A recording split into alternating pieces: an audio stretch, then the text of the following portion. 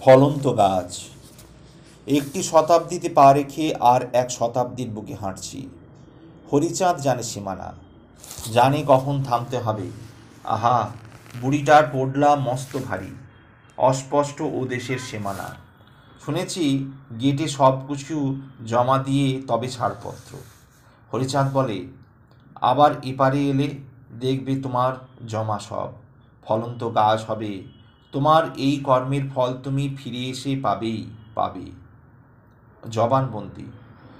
জনদরবারের কাঠগোড়াতে দাঁড়িয়ে নিজেই নিজের কাছে দিচ্ছি জবানবন্দি।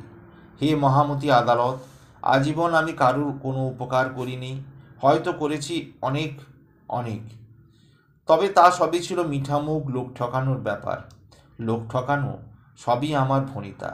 ভালোবাসা বিলিয়েছি হাটে মাঠে বাজারে বাজারে অনেক, তবে তা সবই মেকি।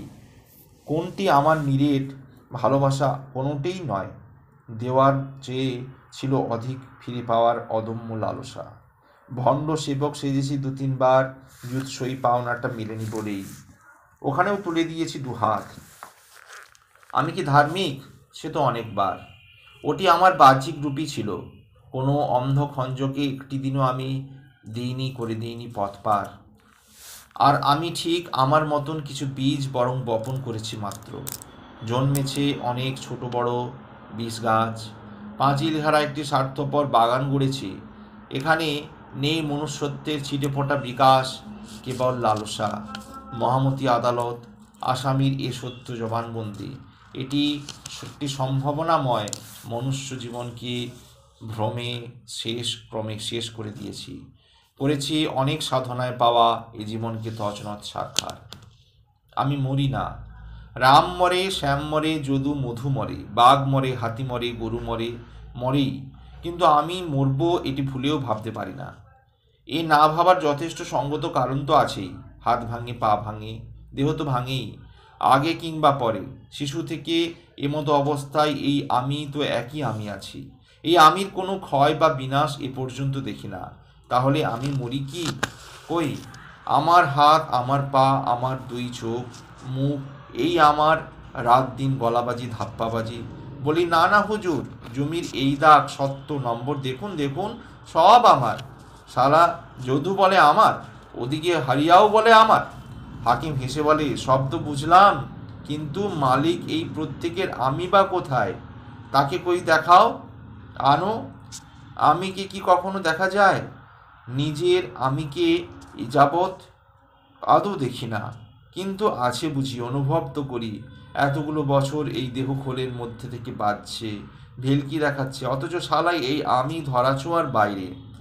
তাই আমি মৃত্যুরও বাইরে। হাতি ঘোড়া এইসব ভাবতে পারি না।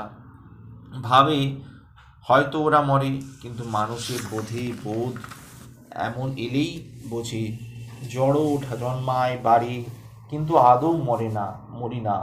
হাওড়া থেকে বনগা, বনগা থেকে হাওড়া, নিত্যযাত্রীরা নিত্য যাত্রা করে, নিত্য নতুন ঢঙে নতুন জামা পরে। আনন্দ। প্রেমিকার ঠিকানা হারিয়ে ফেলেছে কবি, আজও মেলেনি তার সেই অপ্রত্যাশিত ছবি। লোকের হৃদয় ভাঙে যখন দৃষ্টিহীনরাই তাকে আবোল তাবোল কথা বলে। বেদনাহত ওই যে লোকটি, ওই যে মেয়েটি, নির্বাক অস্ফুট তার চোখে জিজ্ঞাসা। পাশে কি রূপভেদী কোন এ হায়না, নাকি তার চেয়েও কোনো ইতরের সাথে ও মেয়েটি এখন ঘর করে। বধিদের আজ চোখে দেখি জল, বুঝেছে ঝুট হলো তাদের জ্ঞান ভাণ্ডার। তাবেদার বলেই সুগম খেতাব, উদাসী হাওয়া দরবেশ মুখ টিপে হাসে, এর নাম পৃথিবী। সত্য কোথাও নেই, কেবল মিথ্যের ঘূর্ণন ঝড়। এখানে সুখ তো কেবল ক্ষণিকের, কেবলই দেহেও দেহ ঘিরে। শান্তির ঠিকানা বস্তু ঘিরে, সেও তো এই ঘন আয়ু। মনের ভিতরে আত্মায় উঠেছে ওঠা কৃত্রিম অমলিন আনন্দ ফেলে আছে। এই কেবল খ্যাপারই যা বসে। বিয়োগান্তক নাটক। এ মহাপৃথিবী একটি বিয়োগান্তক নাটক। জন্ম মানেই ছন্দে ছন্দে বিয়োগ আর বিয়োগ ঘটছে প্রতি পলের। পলে পলে পলায়ন করছে লোকজন পরিজন সব। দেহের ভিতর ওপর এই পলায়ন যাত্রাও বিরামহীন। শিশুকালের ভাবনার বিয়োগ ঘটে ভূমিষ্ঠ হলো কিশোর, আর ভাবনা সমাধির পাশে। কিয়ৎপর ফুটে উঠল তরুণ, তার চিন্তা ভাবনার ইতি ঘটিয়ে দেখলাম প্রৌঢ়ত্বের প্রকাশ। কারো সঙ্গে যেন কোথাও আমি সঙ্গতি খুঁজে পাই না। কি লেখাপড়া, কি শিক্ষায়, এক এক যেন এক এক সময়ে জন্ম, আর বিয়োগান্তক নাটক ঘটে চলেছে অনুক্ষণ অবিরত। চা দোকান। হাসতে হাসতে গোবিন্দধারার প্রবেশ। নারায়ণবাবু, বলি কেমন আছেন? মানে, আমি কি অসুস্থ ছিলাম? আপনার বড় টেরা বাঁকা কথা। আমার জীবের তো হাড় নেই, সোজা মোটেও হয় না, শুধু বেঁকে যায়। সকাল সকাল বৃথা তর্ক। চা দেন, খাই। চা কি কাগজের কাপে দেবো নাকি মাটির ভাঁড়ে? না, এই গামছাই বরং দিন। দাগ যতক্ষণ ভেতরে থাকে ভালো, বেরিয়ে পড়লেই কিভাবে মুছবেন? তাহলে ভাঁড়েই দিন, 1 টাকা আবার বেশি। ও হ্যাঁ, আর দিন আধখানা পাউরুটি।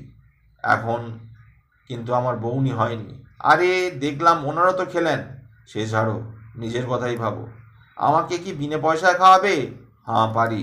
তবে তবে কি, ওই বাকির খাতায় বকিয়া 63, ওটা মিটিয়ে দিলে আজ ফ্রি। হপ্তা তো শুক্রবার। কত শুক্র গেছে, এ ধার প্রায় 3 মাস। দেব দেব দেব করে আর দেওয়াই হয় না। আসলে কিছু লোকের এটি বদভ্যাস। আচ্ছা, সকাল সকাল কি শুরু করলেন? ওই সকালে এসেই তো বসলে না, আর বললে না আমি কেমন আছি।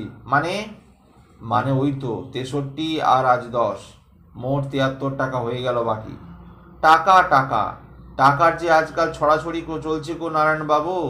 এসব বলতে বলতে আরেকজন চা দোকানে এসে দীর্ঘশ্বাস ফেলে বসে পড়ল। এটি চা করো, 500 টাকার নোট, পরে চেয়ে নিও।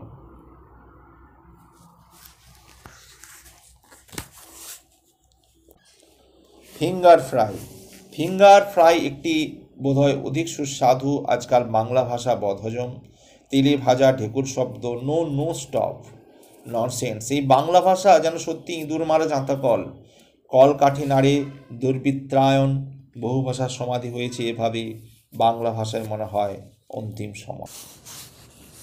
ঈশ্বর লাভ। বিনয় জিজ্ঞাসা করি, গুরুদেব, মানুষের উদ্দেশ্য কি ঈশ্বর লাভ? মনুষ্য জন্মের উদ্দেশ্যই কেবল অনুভব আর অনুভব।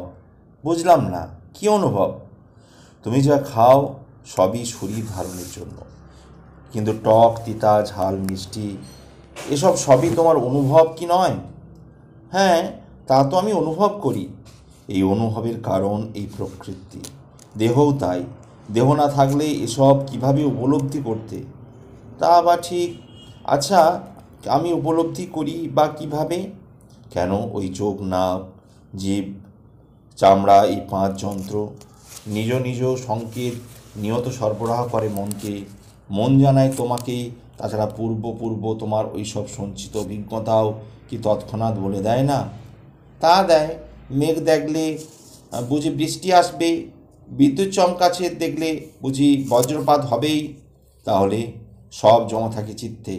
তোমার আসল সম্পদ কি অনুভব নয়? কিন্তু গুরুদেব, আপনি বলেছেন ঈশ্বর লাভই মনুষ্য জীবনের একমাত্র উদ্দেশ্য। হ্যাঁ, তা অনুভব করাচ্ছেন কি? কেন আমি? সব কিছুর ভিতর আসলে একমাত্র তিনি। সূর্য জড়, তিনি ভেতরে, তাই জীবন্ত। এত খাচ্ছ, তিনি ভেতরে বৈশ্বানর হিসাবে, পাচক হিসাবে পরিপাক করছেন, বন্টন করছেন তিনি। আর তার 5 বায়ু দিয়ে অনুক্ষণ, তাই কি? এসব সবই ব্যক্তিবিশেষে ধীরে ধীরে অনুভব হয়, দীর্ঘ অনুশীলন ও অনুধাবনের পর, এবং তা ধাপে ধাপে। তার মানে আমি তো ঈশ্বর। এরই নাম ঈশ্বর লাভ। অন্ধকার এখন ঘুমোতে আর পারে না। আলোয় চারিদিক ঘন আধার। অস্পষ্ট মুখেরা ওরা কারা যেন। লুটেরা ঝুপঝুপ হুসহুস চলে। বাউরি বুড়ির কলাথোড়। বাজারে সে দেখি পচসার শিকার। 2 টাকা কম করলেও যেন ধনারা ধনীরা সব বাঁচে। লরি ড্রাইভার মাঝে মাঝে ব্রেক কষে, ডান হাত তাকে ঘন ঘন মোড়ে বাড়াতেই হয়। কখনো কখনো নামানো হয় তাকে হেঁচকা মেরে কলারে। হায় ভাগ্যের কি পরিহাস! পথের ফেলারাম সব এসব মাস্তুত পিস্তুত ভাইদের দিবা আঁধারে আলিঙ্গন দেখে।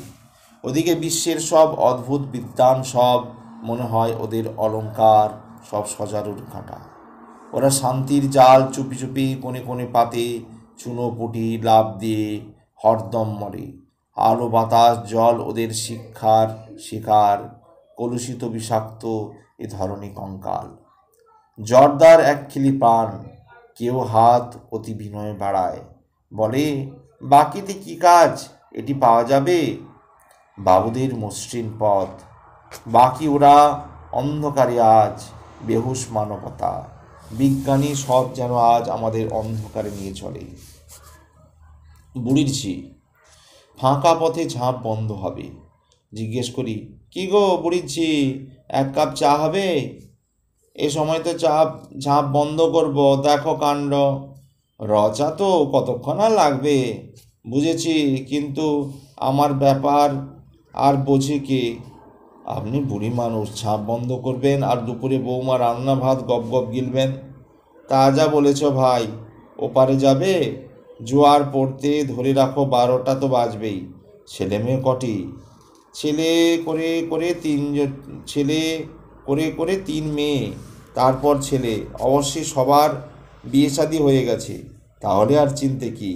বুড়ো কি খাটাখাটনি করে নাকি বাড়িতে? তার আর কথা বলো না, পা দোলাচ্ছে, দিব্যি আছে প্রায় 6 মাস বসে। এই ধরো চা। দারুণ চা। হ্যাঁ, তিনি তো এখন খাসা থাকবেন, কত আর খাটবেন? একমাত্র ছেলের বৌমা বলে কথা। হ্যাঁ গো ভাই, ছেলে ছেলে করে শেষে ওই তো। জর্দা পান তোমার হবে তো? হ্যাঁ। বাড়িতে আজ মাছ টাছ আছে তো? না, তবে পুকুরে আছে অনেক, গিয়ে ধরবো। দোপাকা উনুন, ঝোল ভাত কতক্ষণ আর লাগবে? এই যে বললে, আনন্দে মেয়েরা এলে একটু আধটু তবু দেখে, ছেলে বৌমা নামগন্ধটি করে না। ঝাঁটা মারি এমন ছেলের মুখে। অন্ধ হয়ে বাপটা 6 মাস ঘরে বসতি, ভ্যান চালাতো, হঠাৎ এই অবস্থা। বাপের নামই মুখে নেয় না। সে কি? আগে ভাবতাম শিক্ষিত ঘরদের এসব দেখা যায়, এখন এসব ব্যাধি সর্বত্র। এই সাধ করে আমাদের ছেলে চাওয়া, তার ফলই এই পাওয়া। তোমার ছেলে আছে তো? হ্যাঁ আছে। পরে বুঝবে না, যাই গে, নোংরা করে ফেলেছে এখন কাপড় চোপড়। পরিষ্কার করে দুটো না মানুষটাকে খাওয়ানো পর্যন্ত ভাই আমার স্বস্তি নাই। সে তো বুঝলাম, কিন্তু তোমার যদি? সেটাই তো দিনরাত ভাবি। তার আগে যেন ও চলে যায়। সারা জীবন সংসার সংসার করে কি না করেছে। আমি ওদের তাড়িয়ে দিতে চাই, বুঝলেও বলে না। আমাদের রক্ত। আর সময় নেই ভাই, ওই 10 টাকা দাও, ঝাঁপ বন্ধ করি। ধাড়া বাবু, দাদা দুবেলা ঈশ্বরের নাম করুন, খুব ভালো থাকবেন। হলদিয়ার মিলনী চা দোকানে ধাড়াবাবুর উত্তর, ভালো থাকবো মানে? আপনার মতন? আমার মতন বলতে? এই আপনি হলো গিয়া বাবু, যাকে নধর কান্তি, আর আমি তো দেখছেন কালচে পাকাটি কাঠি। আমার মতন হবেন? হবেন, সব হবে, শুধু দুবেলা নাম করুন। তার দয়ায় ভালো মন্দ আমার মতনই জুটিয়াবে। বলি, আমি যদি এই চা দোকানে মানে এই নাম চা পাতা করে রোজ চেঁচাই, চা পাতা কি এখানে চায় ঢুকে যাবে? যত সব খালি নাম করো নাম করো। এই ধরুন দুধ দুধ বলে দুধ উঠানে এসে পড়তে থাকবে। এই আপনার এক রোগ। দেখুন মধুবাবু, ঈশ্বর নাম নয়, নিজেকে দিয়ে আগে বিচার করুন। আজ এখন থেকেই আপনাকেই আমি কেবল সবসময় মধুবাবুর নাম দেব আর আপনার পিছনে পিছনে সর্বক্ষণ ঘুরব। মহা মুশকিল। আরে আমার কাছে তো কিছু পাবেন না। আমার পাবার কোনো দরকার নেই, দেখব আপনি শেষমেশ বিব্রত হন নাকি খুশি হন। বলি, অকারণ ঈশ্বর নাম নেব কেন? আপনাকে কে বোঝাবে বলুন দেখি? আমি সাদামাটা মানুষ, সাদামাটা বুঝি। তিনি উপরওয়ালা আমাকে চা ঘুরতে বলেছেন। 5 মানুষের এই সেবা দিয়ে নিজের 51 বছর দিব্যি করে চলেছি। খুব ভালো তো আছি। আহা, সে কথা বলছি না, নিজের মুক্তির কথা আর কবে ভাববেন?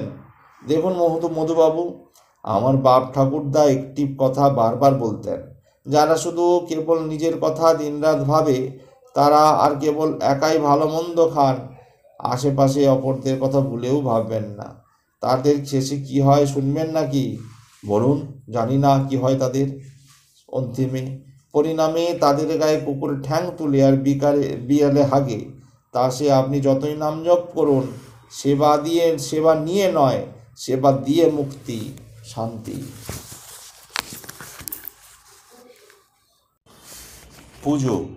গোপালবাবু বাইরে হাঁক দেন, বাড়িতে? হ্যাঁ আসুন। বলছি, সামনে পুজো, চাল কলা বাঁধা বিদ্যেটা শিখে রাখলে এ সময় দারুণ কাজ দিত। দিত, তবে সেই রামকৃষ্ণ ঠাকুর মূর্খ পূজক, এমন বামুন ভেব না। এ কথা কেবল পূজকদের উদ্দেশ্যে কিংবা নিজের ওপর প্রয়োগ করেছেনই তো না, উল্টে বরং তার তীক্ষ্ণ তীরটি ছুঁড়েছেন বিশেষ করে সব উচ্চ উচ্চ শিক্ষিতদের দিকেই। সে কি, তা আবার কেমন করে? তার সময় বামুনেরা মোটামুটি শিক্ষালাভ করত। ওরা যজমানের মঙ্গল কামনা করে পেটের জন্য চাল কলা অবশ্যই জোগাড় করতেন। এমন আপনাদের এসব শিক্ষা কি ওই এক উদ্দেশ্য ছাড়া আর কিছু? আমরা বামুনদের মতো গামছা পেতে চাল কলা আনি কি? টাকা আয় করি, এ ঘন্টা নাড়া নয়, অনেক গুরুত্বপূর্ণ কাজ করি মশাই। যাই করুন, মাথা খাটিয়ে সবার খাদ্য ছায়া কাড়িয়ে ছায়াতেই বসে 6-9 করে যত কিছু তো করছেন বাবা। ওরা আপনাদের মতো আধুনিক শিক্ষায় এত বেশি শিক্ষিত তো নয়, তাই ফর্দে 4-এর জায়গায় 6টি গামছা লেখেন। কিন্তু আপনারা এসব বর্তমান কি করছেন বুকে হাত রেখে ভাবুন। কথায় কথায় বলেন বামুন লোভী, ঘি চুরি করে। আপনারা তো মশাই আজকাল আপামর জনসাধারণের মাথার কিলুটা পর্যন্ত আর বাদই দিচ্ছেন না। তাই ওই দক্ষিণেশ্বরের মূর্খ ঠাকুর তো আপনার কাছে আরও প্রশ্ন রেখে গেলেন। টাকা দিয়ে বড়জোর ওই চাল ডাল ঘরবাড়ি এসব হয়, আর কি হয়? মনুষ্যত্ব তো টাকা দিয়ে লাভ করা যায় না, সেটি মানুষের জীবনে একান্তই কাম্য। আচ্ছা, ওনাকে ওভাবে মূর্খ বলছেন কেন? মুশকিল, উনি তো সত্যিকারের মূর্খ মাঝি। আর আমরা সবাই তো বিদ্যে বোঝাই বাবু মশাই। চড়ি শখের বটে, জিজ্ঞাসা করছি বল শালা, সূর্য কেন ওঠে, জোয়ার ভাটা কেন হয়, ইত্যাদি। শেষে বলছি হায় তোর জীবনটা 12 আনা মাটি। যখন উঠবে ঝড়, বইবে তুফান, সাঁতার কিন্তু কেউ জানি না। আমাদের এই যে শিক্ষা, 16 আনাই মাটি। মানে আসলে আমরা সবাই তো এখন আত্মহন্যে জনা। নাম পদ বৈভব সব তো শেষে ফালতু হবে, মিথ্যে হবে একে একে সব। ভব সমুদ্রে কৃমির মতন করব কিলবিল, হাবুডাবু করে সাঁতার দেব, বলবো যন্ত্রণাটাই ওই মূর্খ মাঝিকেই।